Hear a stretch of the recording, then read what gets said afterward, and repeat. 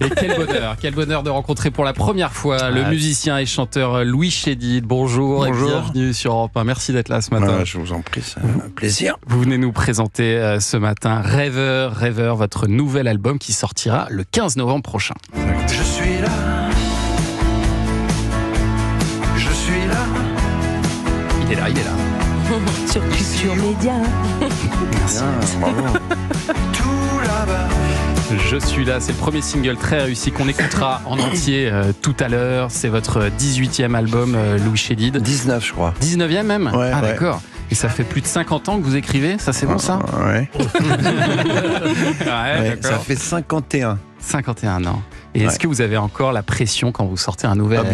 Bien sûr, mais ouais. de plus en plus, parce qu'en fait, quand on a fait quelques chansons réussies et populaires, disons, à chaque fois, la barre est de plus en plus haute. Vous savez, c'est comme les perchistes, là, il faut rajouter 1 centimètre et puis un autre.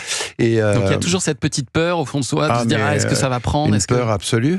Une peur absolue, carrément. Oui, c'est pas une petite peur. Non, mais c'est-à-dire que ça, mais aussi c'est une motivation formidable, parce que si on s'en fout, si on se dit, bon, je veux dire, il n'y a pas un artiste qui peut penser qu'il est définitivement sur un piédestal et qu'il pourra plus. Vous savez, on demandait à Paul McCartney qu'est-ce qu'il souhaiterait, parce qu'il avait tout vu, etc. Il a répondu de faire un tube. Ouais. Aujourd'hui. Donc voilà, c'est ça ce qu'on a envie de faire, des chansons populaires. Moi, je trouve ça difficile à faire, et à la fois, quand on y arrive, c'est extraordinaire, parce qu'on voit sur scène, dans les salles, les gens qui chantent avec vous, qui partagent, et c'est ça qui est intéressant dans les métiers qu'on fait, c'est de partager. Mais d'ailleurs, j'ai pu écouter en avant-première ce disque qu'on ne peut pas encore dévoiler intégralement ce matin sur Europe 1, mais il y a une chanson qui s'appelle Inspiration, où justement vous posez cette question de l'inspiration. Et visiblement, elle est toujours là, cette inspiration. En tout cas, elle revient par moments. Oui, l'inspiration, ça disparaît seulement quand le mental s'en mêle. C'est-à-dire que dès qu'on se met à devenir cérébral, l'aspiration, on a l'impression qu'elle s'en va. Mais quand on se laisse aller et qu'on lâche un peu sa tête, et au bout d'un certain âge, disons, si on lâche pas sa tête, c'est que vraiment on a un problème. Et faut pas trop lâcher quand même. Faut lâcher sa tête. Complètement. Ah oui. Ah bah oui. Ah, faut pas dire ça. Vous partez dans vos rêves, en fait, c'est ça la technique. Non, c'est pas ça, mais il faut lâcher. Il y a tellement de choses. Enfin bon, c'est difficile à expliquer, mais c'est vrai que moi je trouve que c'est très important. Mais vous êtes jeune, donc vous pouvez pas comprendre. Mais non, je dis ça avec beaucoup de gentillesse. Oui. Mais oui, c'est ça. Si c'est-à-dire que tant que ça. Autant qu'il est pas si jeune. Déjà, me faire traiter de jeune ce matin, ça me fait plaisir. Non, mais par rapport à moi, il est plutôt jeune quand même. Et voilà, oui, lâcher sa tête et attribuer aux choses importantes leur importance, et aux choses peu importantes. Et enfin voilà. Et s'en foutre un peu, c'est ça. S'en foutre un peu des choses peu importantes. Avoir du détachement, et on le sent sur cet album qui s'appelle Rêveur. Un album qui est rempli d'amour, de nostalgie, de rêve aussi, comme dans la chanson qui a donné son titre à votre album, Rêveur. Vous avez toujours été un grand rêveur, vous, même quand vous étiez petit ? Ah là là, oui.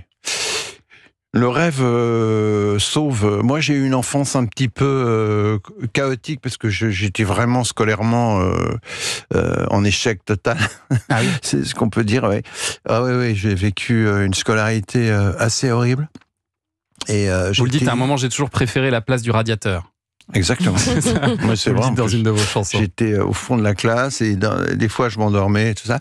Et donc oui, j'ai rêvé très tôt à des tas de choses, comme être artiste d'ailleurs. Je veux dire, l'idée d'être artiste, pour moi, c'était une libération. Je me disais, quand je serais grand, je serais artiste. Je savais pas du tout ce que ça voulait dire.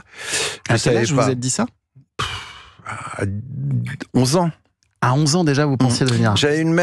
J'avais une mère qui était artiste, donc ça aide. Je savais que c'était possible, c'était une direction possible dans la vie, et donc je la voyais se lever le matin. Je raconte beaucoup ça, mais je la voyais se lever le matin, prendre son petit déj, se remettre au lit et puis écrire. Elle était écrivain.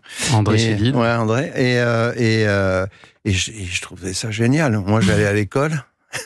Et je me disais, c'est ça que je veux faire, moi. C'est ça que je veux faire plus tard. Prendre mon petit déj et puis retourner au nid. Voilà. Vous parliez il y a quelques minutes de ces chansons qui deviennent des tubes, qui sont chantées par votre public. Ça, c'est pas vous qui le choisissez, c'est le public qui décide d'une chanson et d'en faire un classique, un titre culte. Voilà. Est-ce que vous avez été surpris par certains choix du public? Est-ce qu'il y a certaines chansons qui vous Non, c'est-à-dire qu'en fait, on est surpris quand on fait les chansons. Et moi, par exemple, Ainsi soit-il, qui est une des chansons un peu... Quel est le nom du film?